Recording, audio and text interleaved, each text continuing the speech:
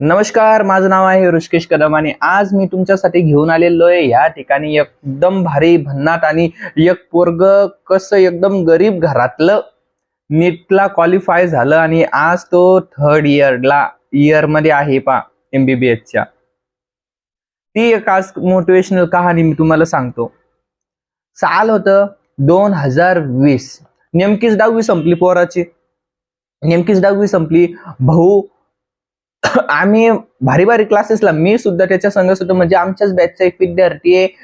त्याची एक कहाणी सांगतोय मी. मी सुद्धा त्याच्याच बॅचला, तो आणि मी संघच अभ्यास, आम्ही लगभग सारखाच अभ्यास केलेला.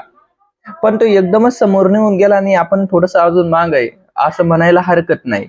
ओके, तर सर्वात पहिले आम्ही PW चे क्लासेस ते जॉईन केले होते संघ. भाऊना मला सजेस्ट केलं होतं, PW चे फिजिक्स वाला एक सर आहे म्हणे, आलक पांडे, लय भारी शिकवते म्हणे, तू त्यांची फिजिक्स कर म्हणे. पण भाऊना लावेल होते गायकवाड मध्ये क्लासेस. आता गायकवाड क्लासेसला लावेल होतं म्हणल्यावर, पण मग आता लेक्चर वगैरे अरेंज नव्हते होत आमचे. कसं की आता तिकडं बी करायचं इकडं बी करायचं, लय मोठा असं वॉस ते हो जाय.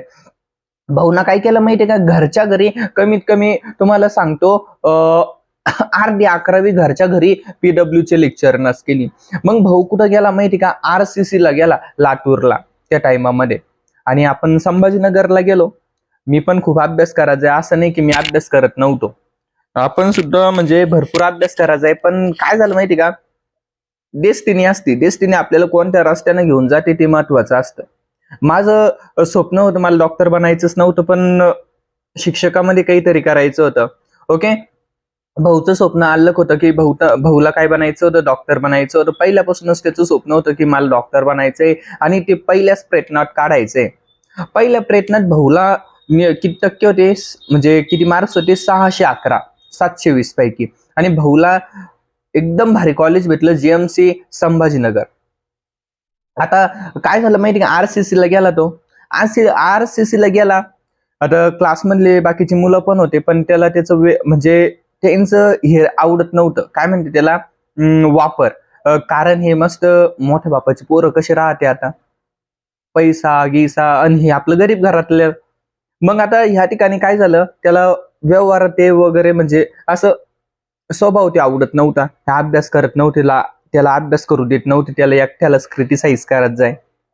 भाऊ ना डिसिजन घेतला, आपल्याला ह्या पोरांचं घरायचं नाही, आपल्याला रूम चेंज करायची आहे.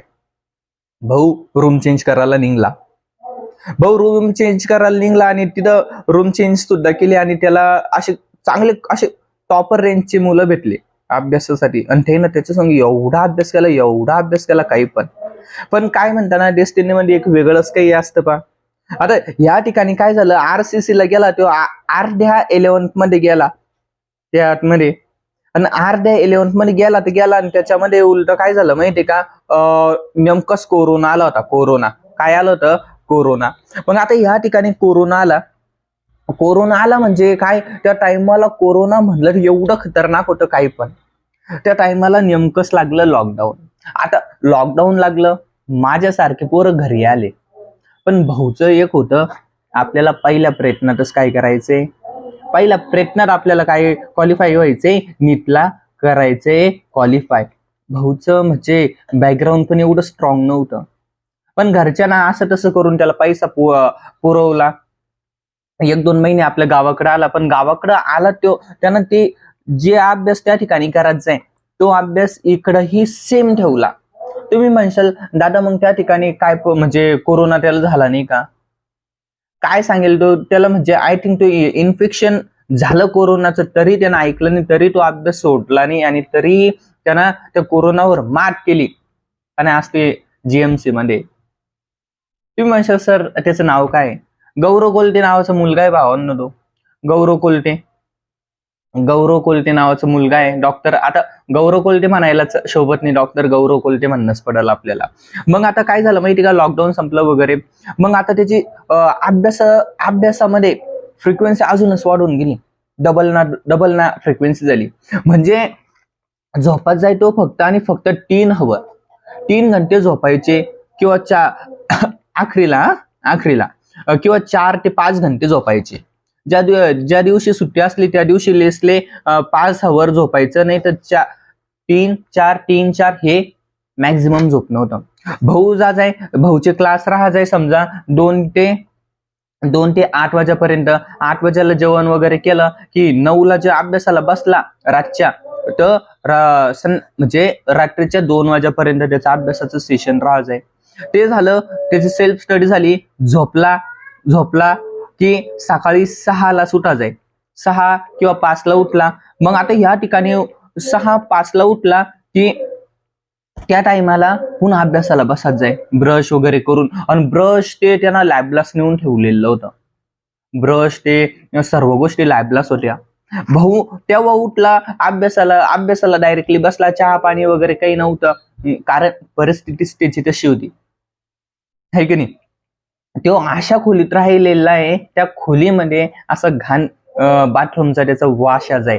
तर तो लॅबलाच झोपा जाय, लॅबलाच म्हणजे थोडंफार जेवण वगैरे असलं तर करत जाय, नाही मग आपलं मेसवर जेवण करत जाय. म्हणजे त्यानं परिस्थिती ही जगली, पण त्या परिस्थिती ही जिंकून दाखवलं भावांनो. म्हणजे तो RCC ला त्याला होता मान्य, फीस वगैरे घरचे भरत होते, ओके. पण मग तिकडं जास्त पैसे कसे वेस्ट नाही करायचे हे त्याच्याकडून आपण शिकायला पाहिजे. आणि त्यांना इतकं व्यवस्थित पैकी आपल्याला, म्हणजे त्या एक उदाहरण आहे तुम्हाला सांगतोय, इतकं छानपैकी आपल्याला एक उदाहरण दिलेलं आहे. त्या उदाहरणातून म्हणजे लाखो मुलं इन्स्पिरेशन घेऊ शकतात. आता भाऊना काय केलं माहितीये का, भाऊना सांगितलं यार हे असं आहे ऋषी, तसं आहे. एकदा आम्ही आमच्या क्लासेसला सेमिनार ठेवला होता त्याचा, तिथं सुद्धा आला. तिथंही सुद्धा त्यांना तेच सांगितलं की अभ्यासच एक असं साधन आहे, ते करून आपण समोर जाऊ शकतो. नाही तर लय मोठे प्रोफेशन आहे.